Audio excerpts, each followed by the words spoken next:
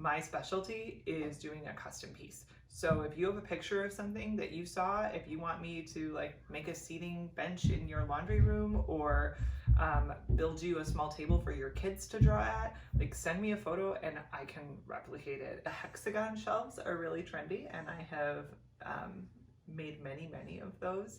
That's actually kind of what projected me from just doing this for fun every so often to like posting a picture of what I make and offering my services to other people. That's been really neat.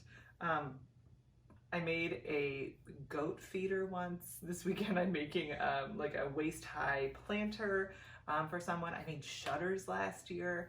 It's really fun. I think what is exciting for me is that I don't do just like one thing over and over again in mass production, and that has been really rewarding because then I'm never doing the same thing twice, and I'm constantly learning new skills.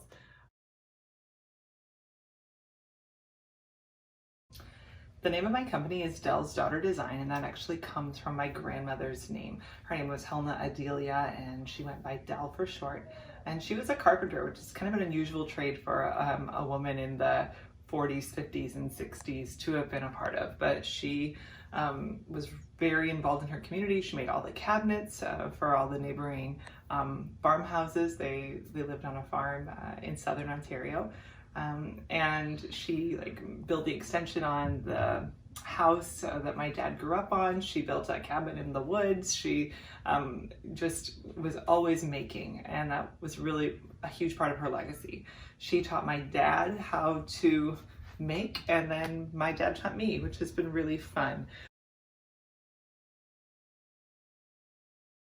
I have always been like a visionary. I see possibilities. I want to make, I want to build. I remember very vividly as a little girl, like looking up at something and saying to my mom, like, Mom, I think I know how they made that. I think I could make that if I wanted to.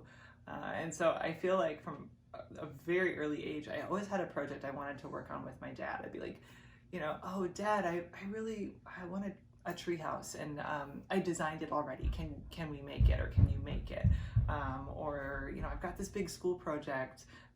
You know, could we do this thing? Actually, I was in grade 6 and I needed to make something for my design and technology class, which was something that we had in Ontario and I really loved.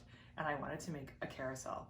And so my dad and I worked on this carousel together, and it was super meaningful. And I think what it revealed to me was that, like, if I can think about it and draw it and discuss the best way to do it, there's really no limit to what you can make. And that is something that I really value. I love doing things myself.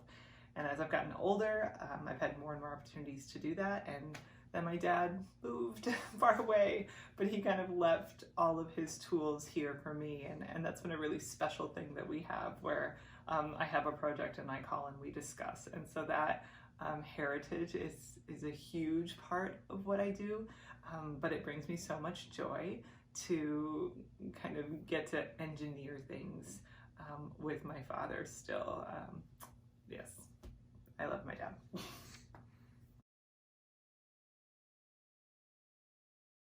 I actually have a lot of her tools in my workshop. These are like this. This is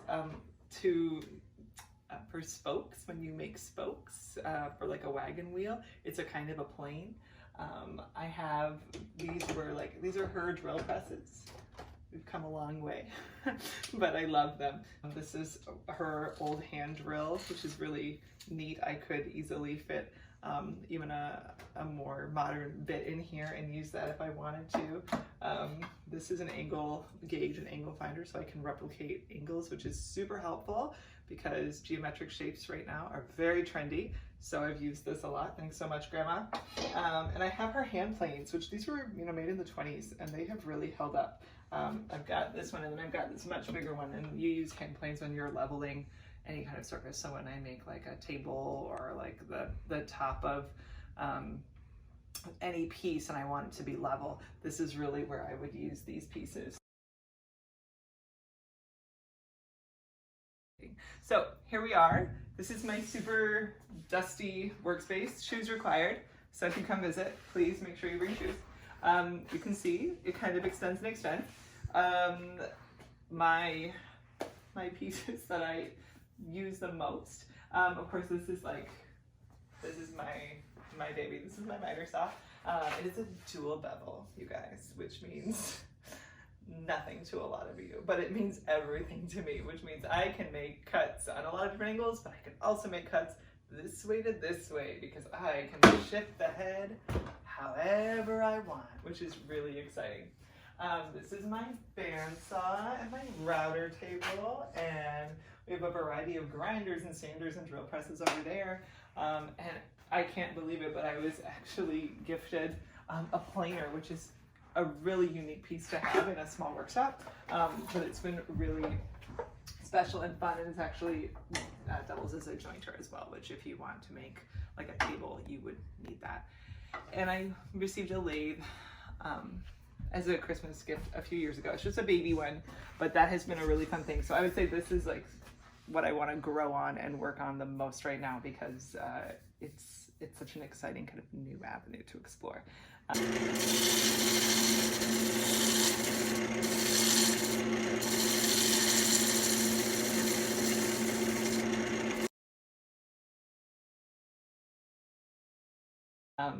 I love sharing my tools. I love people learning. So if anyone out there wants to learn how to use a tool, I would love, love, love, love, love to teach you. I actually did a winter room class at Wheaton Academy for a few years where I taught girls how to use these tools. We would make projects, and they always would like start afraid that they were going to cut off their fingers, and I was afraid they were going to cut off their fingers, and then by the end it was all wonderful and they were so proud of their work. So that's what's going on right now. I have a console. I'm calling it my quarantine project. This is very little and small, but I'm trying to build something just with stuff I already have. So I'm kind of working with some different shapes, and this is going to go underneath my TV to house all of the junk, I mean very valuable stuff that my kids leave all over the floor. I am married to my husband Scott, who is my video camera person of the day. We've been married for 13 years, I think, something like that. And I have 3 children. Come over here.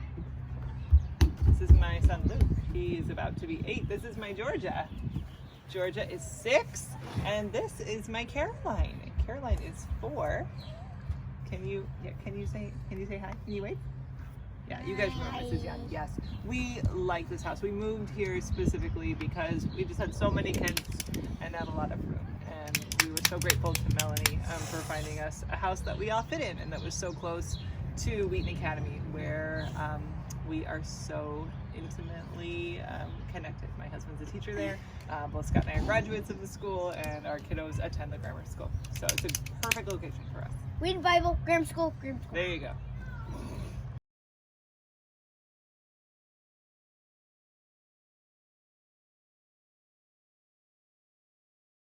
Someone told me once that as long as I'm making sawdust, I'm learning. And I really hold to that. I make a lot of mistakes, and there are sometimes big words and big tears that come out of me while I'm building because I'm so frustrated. But in the end, for me, it's so much part of it is the journey, right? I love to learn. And that's one of the reasons why I love wood so much, is because it's alive, which means I have to kind of let it do what it wants to do. And letting go of that control is some sort of metaphor, I think, for life and why I love it so much.